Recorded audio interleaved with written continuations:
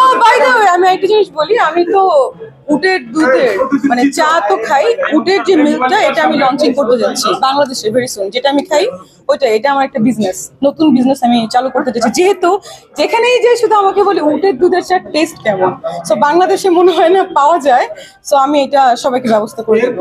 কিসের দুধের চা খেয়ে না, আমি উটের দুধই আমার পছন্দ, এটাই। সিঙ্গাপুর থেকে আসলেন? তুমি কেন খাইতে চাও? আপু লেটেস্ট সিঙ্গাপুর থেকে আসছেন? জি জি। উটের দুধের চা কি সিঙ্গাপুর খাওয়া হয়েছে? না না না, ও সিঙ্গাপুরে তো উট পাওয়া যায় না, কিভাবে সিঙ্গাপুরে? শাকিব খানের সিনেমা ঈদে দেখি নাই, বরবাদ খুবই ভালো হয়েছে শুনেছি এবং অনেক গান দেখেছি। আমার প্রতিটা মানে ইসের ভিতরেই বরবাদের গান যায়, তো দেখা হবে। আমার তো সব হিরোরই হাইট অনেক ভালো ছিল, ডে ওয়ান থেকে সব 6 ফিট হিরো।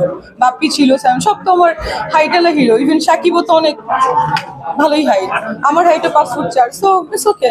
হিল পড়লে তো হাইট দেখাই যায়। দেখেন আপনারা হাইটের জন্য ক্যামেরাটা নিচে নামিয়ে রাখছেন। এই ছবিটা ঈদের পরে শুরু হবে, বাট আমার তো পাকিস্তানের ভিসা নেই, সো পাকিস্তানে যে শুটিং করা লাগতে পারে, কিন্তু হয়তো বা মোস্ট অফ দ্য শুটিং বাংলাদেশে হবে, তো অফকোর্স করা হবে। ও আচ্ছা, বাই দ্য ওয়ে, আমি আরেকটা অ্যাওয়ার্ডে গিয়েছিলাম কদিন আগে, 1 মাস আগে। সেখানে আমি বলেছিলাম যে একটা ডাচ ডিজাইনার আমার ড্রেস করেছে 4টা, সেই 4টা ড্রেস থেকে একটা ওই দিন পরেছিলাম, আজকে একটা পরে এসেছি। দেখতেই পাচ্ছেন ড্রেসটা কিন্তু ফুল হচ্ছে হ্যান্ডওয়ার্ক এবং ড্রেসটা কত সুন্দর। এটা হচ্ছে আসলে উনি যে ড্রেসগুলো পরে, এটা স্পেশালি যারা বলিউড অ্যাক্ট্রেস বলেন, হলিউড বলেন এবং কানে যারা যায়, ওনার ড্রেস আপ পরে যায়। আপনারা হয়তো দেখলেই বুঝতে পারছেন ড্রেসটা। এই হচ্ছে ব্যাপার। আরো দুটো আছে, আরো দুটো অ্যাওয়ার্ডের জন্য। হ্যাঁ, আমি তো নামমাত্র একটা প্রাইস দিয়েছি, আমি বলেছি সে আমাকে স্পন্সর করেছে, বাট ওনার এখানে ড্রেসের দাম কত হবে আমি জানি না, 5-6 lakh 8 lakh, I don't know, I don't have any idea. মানে এটা কেয়ারিং করাটা মানে কতটুকু, মানে পোশাকের কেয়ার আজকেই ফার্স্ট করলাম, কেয়ার কিভাবে করবো, হাঁটতে একটু কষ্ট হচ্ছে, অনেক কেজি ওজন, কারণ এটা পুরোটা একটা স্টোন ওয়ার্ক এবং দেখতেই পাচ্ছেন, আপনারা দেখলেই বুঝবেন। কোনো কাজ আসছে কিনা আপনার?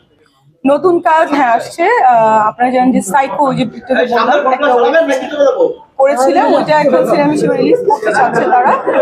আর আরো একটা ওয়েব ফিল্মের আমার সাইন হচ্ছে, শুটিং শুরু হবে, একটা বিগ বাজেটের সিনেমা আসছে, এটা বলা যাবে না, এই হচ্ছে ব্যাপার।